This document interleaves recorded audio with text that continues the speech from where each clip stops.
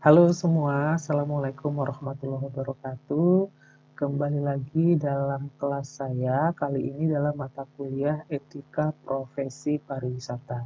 Dan topik yang akan dibahas pada pertemuan kali ini yaitu Kode Etik Pramuwisata. Nah, Kode etik pramuwisata ini sangat penting, khususnya bagi mahasiswa perjalanan wisata yang nantinya akan menjadi tour guide ataupun pramuwisata di salah satu objek wisata, harus mengetahui kode etik yang untuk dijalankan. Gitu. Nah, apa saja itu kode etiknya akan kita bahas lebih mendalam pada pertemuan kali ini. Oke, seperti biasa, sebelum kita ke materi, kita ada si update dulu ya, seputar informasi aktual pariwisata terupdate. Nah, kalau kita lihat ya, info terupdate saat ini terkait pariwisata adalah terkait naiknya tiket masuk ke Candi Borobudur yang dulunya 50 sampai 70 ribu, sekarang langsung naik drastis menjadi 750 ribu. Nah, eh, saya coba lihat alasan-alasannya kenapa kira-kira pemerintah menaikkan tarif ini, dan ternyata ada beberapa alasan yang diungkapkan oleh berbagai media online tersebut.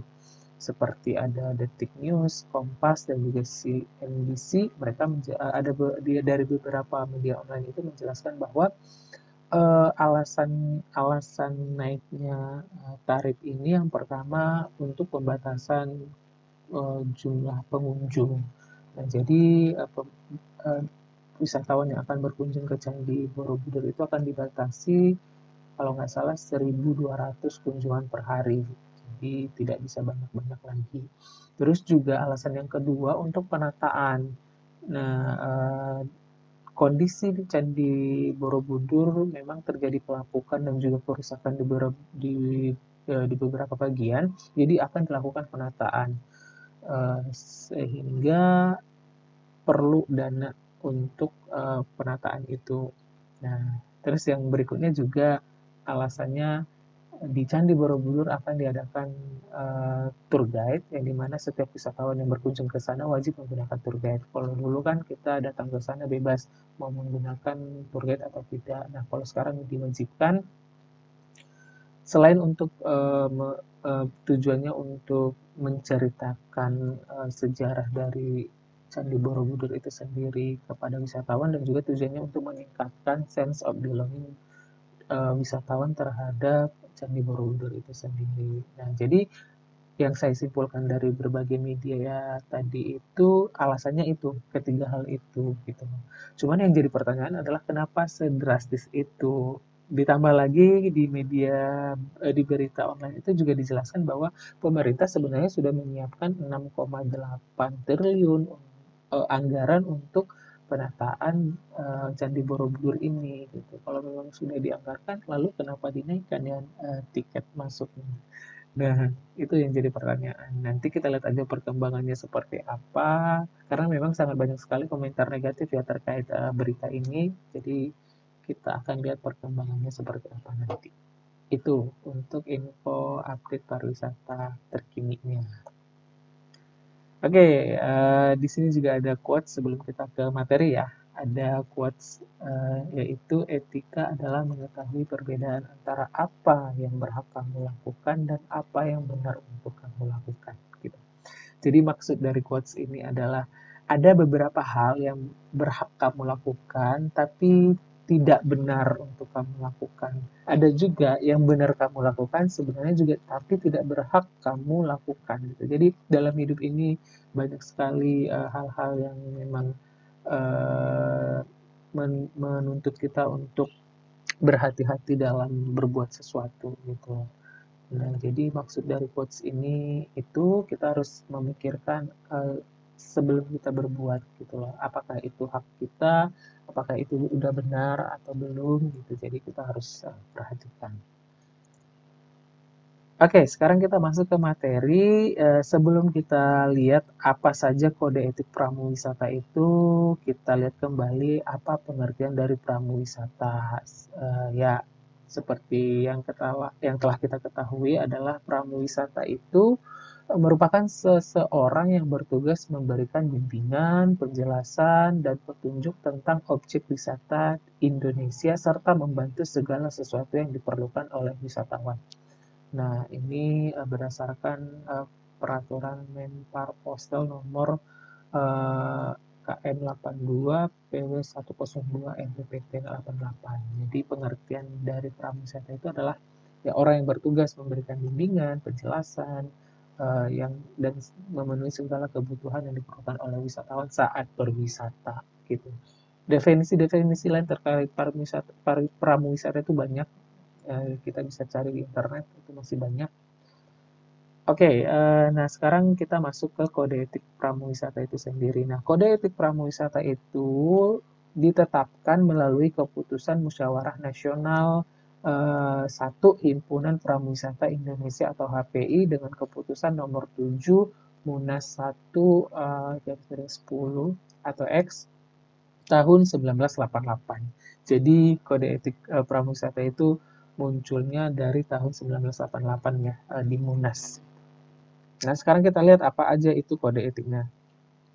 Ada 10 kode etik pramuwisata itu yang telah dicetuskan.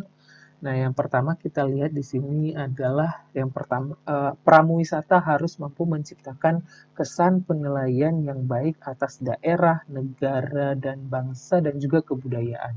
Nah, jadi di sini maksudnya adalah pramuwisata itu harus bisa menjadi duta bangsa dan negara, juga duta daerah serta kebudayaan, yang dimana pramuwisata harus memberikan kesan penilaian-penilaian yang baik kepada wisatawan-wisatawan yang berkunjung gitu. Jangan sampai kita sebagai seorang pramuwisata malah menjelek-jelekkan atau memburuk-burukkan negara atau bangsa kita sendiri di depan wisatawan. Apalagi kalau wisatawannya adalah mancanegara gitu, jangan, itu melanggar kode etik dari pramuwisata. Nah, sekarang yang kedua adalah pramuwisata dalam menjalankan tugasnya harus mampu menguasai diri, senang, segar, rapi, bersih, serta berpenampilan yang simpatik. Dalam artian menghindari bau badan, perhiasan, dan parfum yang berlebihan. Nah, jadi di sini pramuwisata itu kode etiknya dituntut untuk bisa menguasai diri. Jadi dalam bertugas kita harus bisa menguasai diri, jangan gampang emosi gitu kan, jangan gampang marah-marah.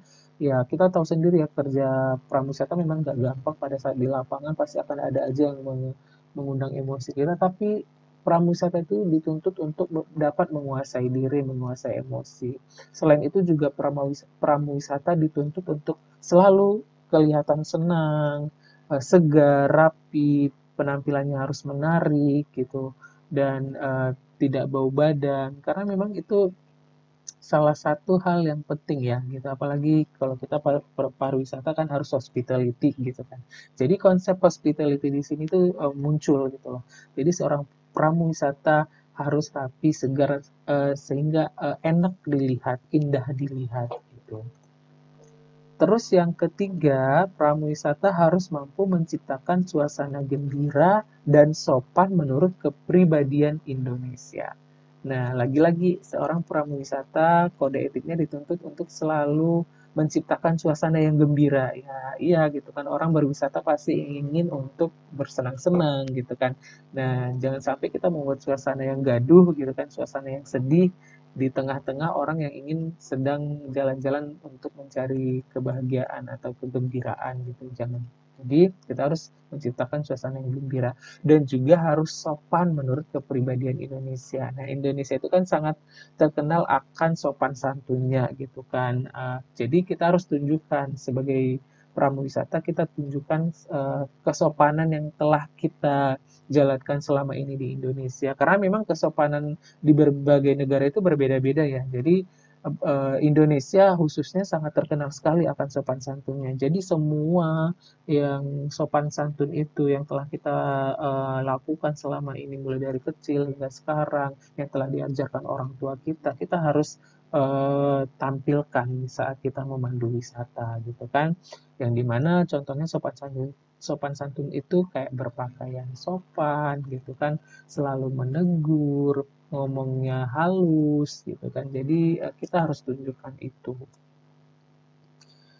Nah, sekarang yang keempat, kode etik yang keempat yaitu pramuwisata harus mampu memberikan pelayanan dan perlakuan yang sama kepada wisatawan dengan tidak meminta tip, tidak menjajakan barang, dan juga tidak meminta komisi gitu. Nah, jadi di sini disebutkan kita sebagai pramuwisata harus memberikan pelayanan dan juga memperlakukan wisatawan itu sama, tidak membeda-bedakan satu sama lain. Nah, di sini juga kita dianjurkan untuk tidak meminta tip, tidak mengemis gitu kan. Kita harus bekerja profesional gitu. Tidak meminta komisi gitu. Dan juga tidak menjajakan barang. Kita kan bekerja sebagai tour guide ya. Jangan sampai kita selama tour guide itu juga menjajakan barang gitu kan. Itu akan mengganggu tugas kita sebagai tour guide gitu. Dan juga itu akan mengganggu wisatawan. Kalau kita campur tugas kita sebagai tour guide dan juga menjajakan barang itu akan mengganggu gitu. Yang nomor 5, kode etiknya adalah pramuwisata mampu memahami latar belakang asal-usul wisatawan serta mengupayakan untuk meyakinkan wisatawan agar mematuhi hukum, peraturan, adat, kebiasaan yang berlaku dan ikut melestarikan objek wisata. Nah, di sini juga pramuwisata itu kode etiknya dituntut untuk mengetahui latar belakang dari wisatawannya gitu kan. Misalnya dari berbagai negara harus diketahui dulu, misalnya orang wisatawan dari Chinese kebiasaannya seperti apa, dari negara Eropa seperti apa, Amerika seperti apa, kita harus ketahui dan juga kita harus bisa menyampaikan kepada wisatawan untuk mematuhi hukum-hukum ataupun peraturan-peraturan adat yang ada di objek wisata tersebut gitu loh. Nah, jadi kita harus sampaikan, jangan sampai nanti ada pelanggaran-pelanggaran yang tidak enak sehingga memancing keributan gitu dalam objek wisata itu gitu. Nah, jadi harus kita sampaikan. Karena memang beda beda negara, beda daerah itu kan akan beda-beda peraturan adat dan istiadatnya. Jadi harus kita sampaikan. Kita sebagai pramuwisata berkewajiban untuk menyampaikan. Nah, selain itu juga kita wajib mengajak wisatawan untuk dapat melestarikan objek wisata gitu.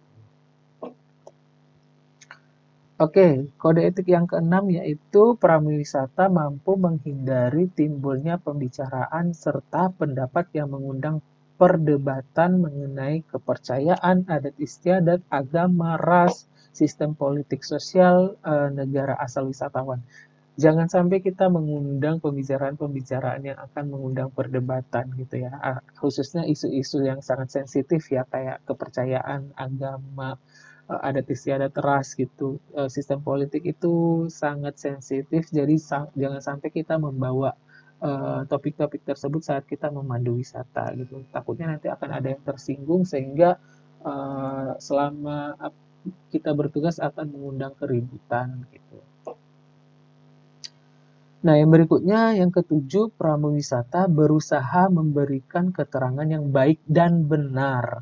Gitu. Apabila ada hal-hal yang belum dapat dijelaskan, maka pramuwisata harus berusaha mencari keterangan mengenai hal tersebut dan selanjutnya menyampaikan kepada wisatawan dalam kesempatan berikutnya. Ini juga sangat penting ya bagi pramuwisata. Jangan sampai kita menyampaikan hal-hal yang tidak benar kepada wisatawan. Pada saat mereka bertanya dan ternyata kita tidak tahu, sebaiknya kita menunda dulu untuk menjawabnya. Kita kasih tahu ke wisatawan, kita akan mencari tahu informasi lebih lanjut, dan nanti kalau kita sudah tahu informasi yang benar, baru kita sampaikan kepada wisatawan gitu.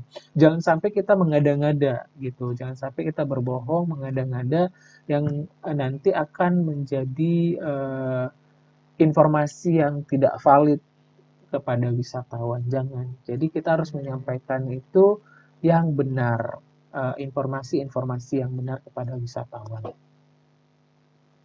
Nah, sekarang yang ke-8, pramuwisata tidak dibenarkan mencemarkan nama baik perusahaan, teman seprofesi, dan juga unsur-unsur pariwisata lainnya gitu. Ini kebiasaan orang Indonesia ya, suka menjelek-jelekan rekan kerja gitu. Jadi pramuwisata itu jangan sampai kita menjelek-jelekan teman seprofesi kita seperti tour guide lain, misalnya tidak melakukan ini itu dan lain sebagainya. Itu tidak boleh, sangat tidak.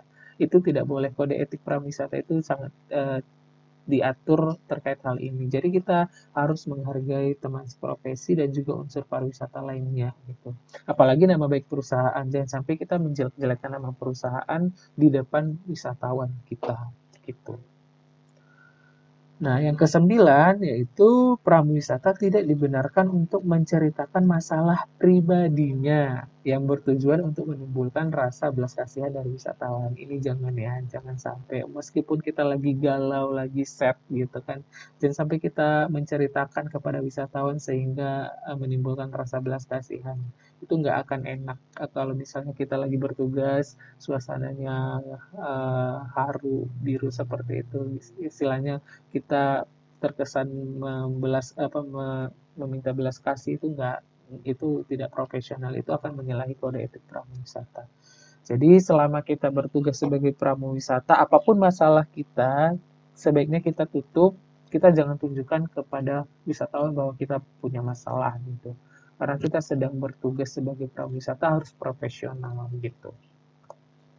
Dan yang terakhir adalah pramuwisata saat berpisah mampu memberikan kesan yang baik agar wisatawan ingin berkunjung kembali. Nah, ini tugas pramuwisata ya. Jadi, pada saat mau berpisah, sebaiknya sebisa mungkin kita bisa menunjukkan kesan yang baik sehingga wisatawan itu bisa berkunjung kembali, bisa datang kembali ke negara kita untuk berwisata kembali gitu kan. Jadi, ini merupakan tugas seorang pramuwisata. Nah, jadi kesimpulannya adalah kode etik itu berguna menjaga martabat Himpunan Pramuwisata Indonesia atau HPI di seluruh Indonesia dan juga sebagai upaya menciptakan citra bagus pramuwisata Indonesia dalam menjalankan tugasnya.